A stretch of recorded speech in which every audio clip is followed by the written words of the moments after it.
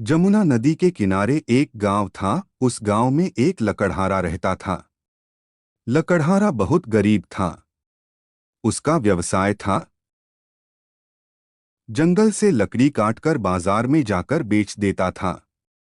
उससे जो कमाई होते थे वह घर चलाता था। लकड़हारा का एक लड़का था, उसका नाम था सूरज। एक दिन सूरज लकड़ी काटने के लिए जंगल की ओर चल पड़ा। उसने देखा जमुना नदी के किनारे एक सूखा पेड़ था। सूर्य नाम का एक बेहद दुर्लभ बालक था। उसका परिवार का व्यवसाय लकड़ी काटना और उन्हें बाजार में बेचना था। एक दिन सूरज यमुना नदी के किनारे पर लकड़ी काट रहा था। एक पेड़ की सूखी टहनी यमुना नदी की ओर झुकी हुई थी। सूरज की खास बात यह थी कि वह कभी भी हरी भरी टहनी को नहीं काटता था। उसने देखा कि जो टहनी यमुना नदी की ओर झुकी हुई है वह बिल्कुल उसने कुल्हाड़ी लेकर उसे काटने के बारे में सोचा। जैसे ही उसने अंतिम परिहार टहनी पर किया, टहनी नदी में गिर गई और सूरज ने भी उसी टहनी को बचाने के लिए यमुना नदी में छलांग लगा दी।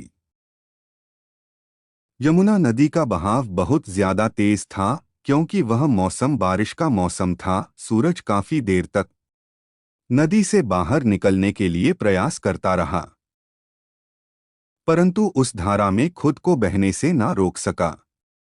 काफी मेहनत करने के बाद भी वह सफल नहीं हो सका था और नदी के बहाव के साथ ही बहता गया। उसने मदद के लिए श्री कृष्ण को पुकारा। उससे पहले अपने लिए निजी हितों के लिए कभी भी श्री कृष्ण को याद नहीं किया था। श्री कृष्ण भी अपने भक्त की पुकार सुनते ही नदी के किनारे पर पहुंच गए। उन्होंने देखा कि सूरज बेहोश और अचेत अवस्था में है।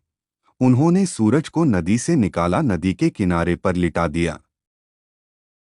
सूरज की आंखें बंद थी, परंतु उसको एहसास हो रहा था कि किसी ने उसे बीच नदी से बाहर निकाला है और उसकी देखरेख कर रहा है।